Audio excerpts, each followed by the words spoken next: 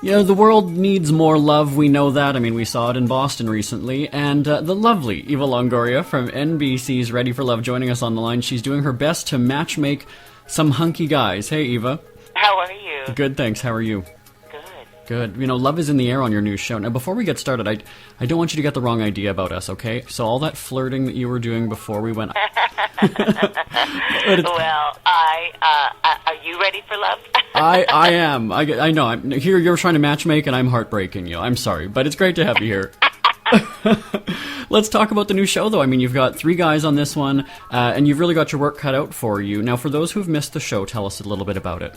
It's just exciting. I was a big fan of the dating show format, but I thought it was a little outdated, and it didn't really reflect how we date today using, the internet and social media and sites and matchmakers. And so we found 3 guys who are ready for love, and we got 3 matchmakers who are helping them find it. Now, you mentioned social media, though. Is that making it harder to trust a partner? I mean, temptation is everywhere then, right? You want to secretly spy and watch who your partner's friends with. I mean, is that putting doubt in people's minds? Social media, good or bad thing?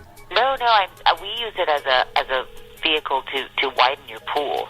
A lot of people just date, at work, or you date in your community, and you date in your neighborhood. So when you use social media, you're kind of opening yourself up to the rest of the country, even the world, to possibly find your soulmate who may live in another state. Mm-hmm. We don't use it as spying. Right, okay. As a spying tool. Right. Now, from what you've observed, and I mean, you've had some pretty high-profile romances of your own, where do people go wrong? Like, what's a common mistake, then, that you see people making in their relationships?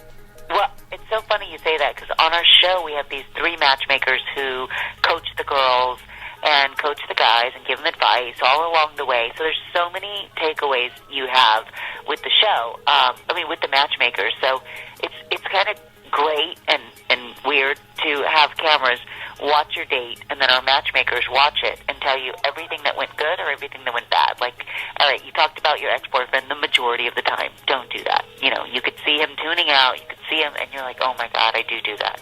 Or, you talked about farting. Not cool.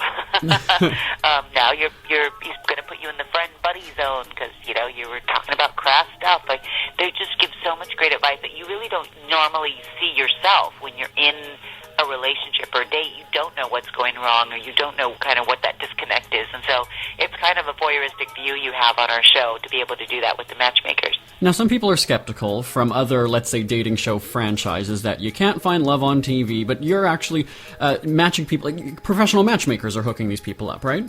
Yes, they're professional, renowned matchmakers. Now, I've got to ask then, this begs the irony a question here. How many of the matchmakers on the show are single? Just one, the young one. Okay. The young guy, yes. Oh, well, here we go then, Eva. You might be able to make a match here. No, I'm just kidding. I'm kidding.